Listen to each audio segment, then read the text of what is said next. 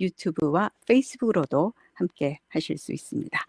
자, 트럼프 프로파일 준비되어 있습니다. 노시장 기자가 전해드립니다. 조금 더 시간이 필요하다고 하는군요. 계속해서 오늘 방송 내용을 좀 소개해 드리겠습니다. 1부에서는 여러분께서 함자 기자 그리고 김용기 기자 그리고 서울의 강수민 기자 통해서 서울의 그리고 한국의 여러 가지 취임식 분위기 상황 들으셨습니다.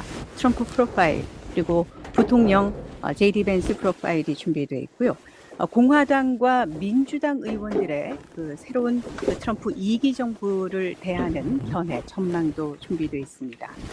미국에도 많은 탈북민들이 살고 있습니다. 탈북민은 트럼프 2기 시대를 어떻게 생각하고 있을지 그 이야기, 기대와 바람도 함께 들어봤습니다. 저희가 제일 마지막 일부 마지막 순서에서는요. 미국 취임식의 역사 그리고 현재까지의 여러 가지 재미있는 역사들을 좀 살펴볼 텐데요. 아마 잘 알지 못했던 그런 미국의 역사를 통해서 오늘 취임식 더 재미나게 또 자세하게 관심 있게 보실 수 있을 것 같습니다. 자, 먼저 제50대 부통령으로 취임하는 JD 벤스 프로파일부터 주시겠습니다.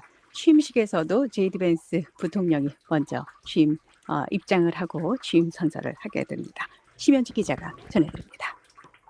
제임스 데이비드 벤스, JD 벤스는 1984년 8월 2일생으로 만 40세입니다. 트럼프 벤스 팀이 지난해 대선에서 승리함에 따라 벤스는 14대 존 브레킨리치, 36대 리처드 닉슨에 이어서 미국 역사상 세 번째로 젊은 부통령이라는 기록을 세우게 됐습니다. JD 벤스는 미국의 쇠락한 공장지대, 이른바 러스트벨트의 하나인 오하이오주의 미들타운이라는 가난한 소도시에서 태어났습니다. 하지만 벤스는 오하이오주 아래에 있는 켄터키주 잭슨이라는 곳이 고향이라고 말하곤 했습니다. 켄터키주 산자락에는 어린 시절 그를 키워준 할머니의 무덤이 있습니다. 벤스의 어린 시절은 가난과 폭력으로 점철됐습니다. 그가 아직 아기였을 때 그의 부모가 이혼했고 그의 어머니는 마약 중독으로 어려움을 겪었고 벤스는 주로 조부모 밑에서 성장했습니다. JD 벤스는 미들타운에 있는 고등학교를 졸업한 뒤 미국 해병대에 입대했습니다. 2003년부터 2007년까지 복무한 뒤 오하이오 주립대학교에 입학해 2년 만에 우수한 성적으로 졸업했습니다. 그 뒤 예일대 로스쿨에 진학했는데요. 여기에서 미래의 아내가 될 우샤 칠루쿠리를 만나게 됩니다. 로스쿨 졸업 후 벤스는 연방지방법원 재판연구원과 개인 법무법인 변호사 등을 거쳐서 샌프란시스코 실리콘밸리 기업가인 피터 틸 씨의 지원을 받아 벤처 투자가로 일했습니다. 2016년에는 힐빌리의 노래라는 회고록을 냈습니다. 자신의 가난했던 어린 시절과 고향인 오하이오주 미들타운의 산업과 경제 쇠퇴, 가난을 딛고 실리콘밸리에 자수성가한 투자가가 되기까지의 여정을 다룬 이 책은 2016년과 2017년 연속 뉴욕타임스 베스트셀러 목록에 올랐고 2020년 영화로도 제작됐습니다. 벤스는 2022년 11월 중간선거에서 53% 득표율로 연방 상원의원에 당선됐습니다. 상원의원으로 활동하는 동안 그는 경제 군사적으로 강력한 미국의 부활을 옹호해 트럼프의 마가, 미국을 다시 위대하게 스타일과 철학에 부합한다는 평가를 받고 있습니다. 그리고 지난해 7월 15일 위스콘신주 밀워키에서 열린 공화당 전당대회 첫날, 벤스는 공화당의 부통령 후보로 지명됐습니다. 벤스는 러시아의 우크라이나 전쟁 등 외교 안보 정책에 관해서도 각국의 안보는 스스로 지키고 미국의 세계 경찰 역할에 반대하며 트럼프와 비슷한 시각을 보여왔습니다.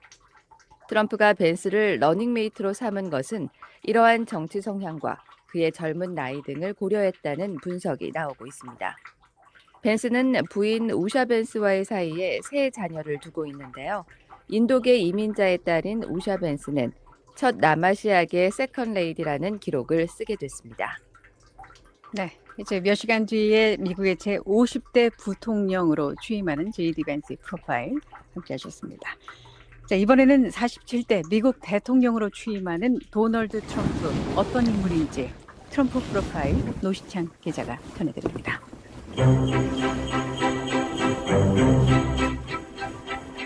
도널드 J. 트럼프는 1946년 6월 14일생, 올해로 78세입니다.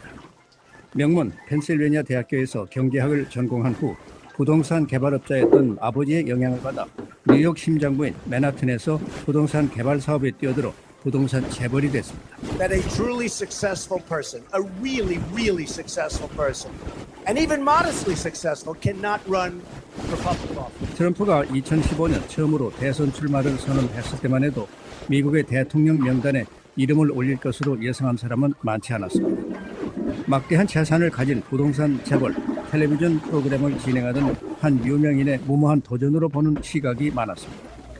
하지만 아웃사이더, 외부인으로 치부되던 트럼프는 2016년 대선에서 민주당 후보였던 힐러리 클린턴 전 국무장관을 물리치고 승리를 거머쥐었습니다.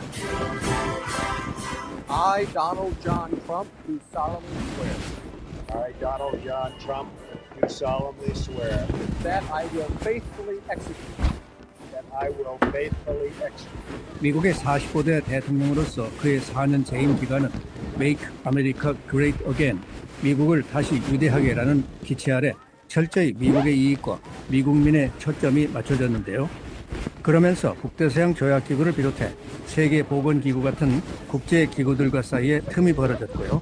중국과는 소위 무역전쟁을 비롯한 전방위적 마찰 속에 양국 역사상 최악이라는 평가를 받을 만큼 관계가 틀어지기도 했습니다.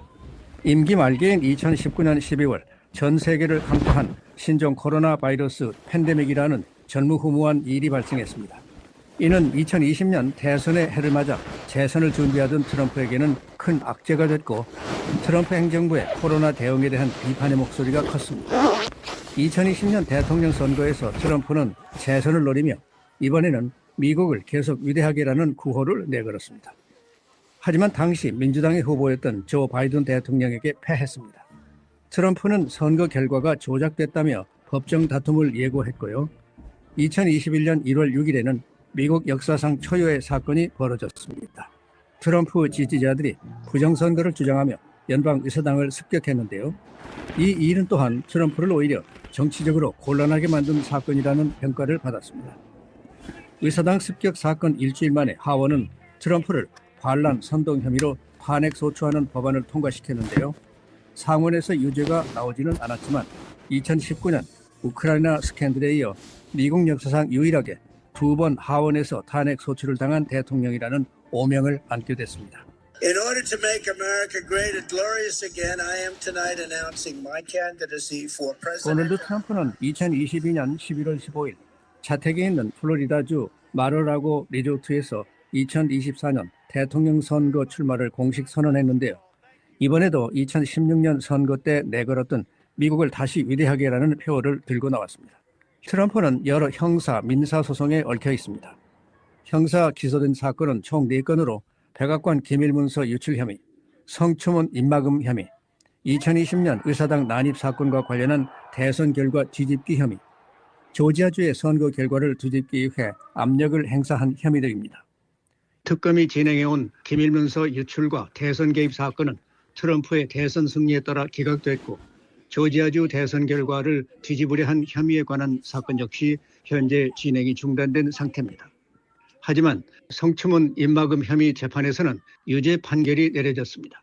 지난 10일 뉴욕 법원은 유죄를 확인하는 한편 무조건 석방을 선고했습니다. 이에 따라 트럼프는 미국 역사상 유죄 판결을 받은 첫 대통령으로 기록되게 됐습니다.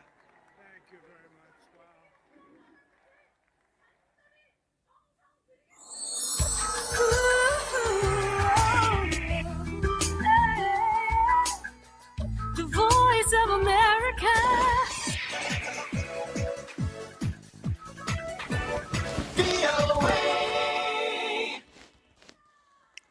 네, 도널드 트럼프 대통령 당선인은 취임 후 한국의 방위비 증액을 요구할 것이라고 공화당의 조 윌슨 하원 의원이 밝혔습니다.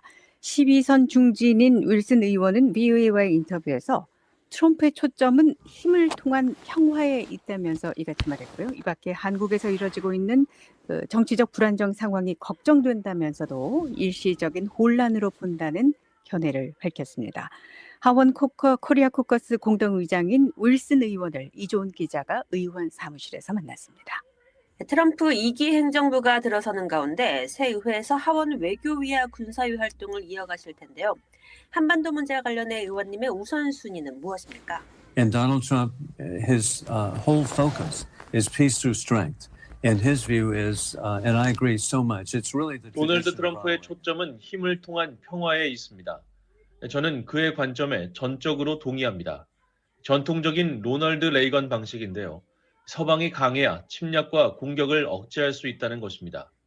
반대로 나약하면 무력으로 지배하는 전체주의자들과 독재자들이 침략을 감행합니다.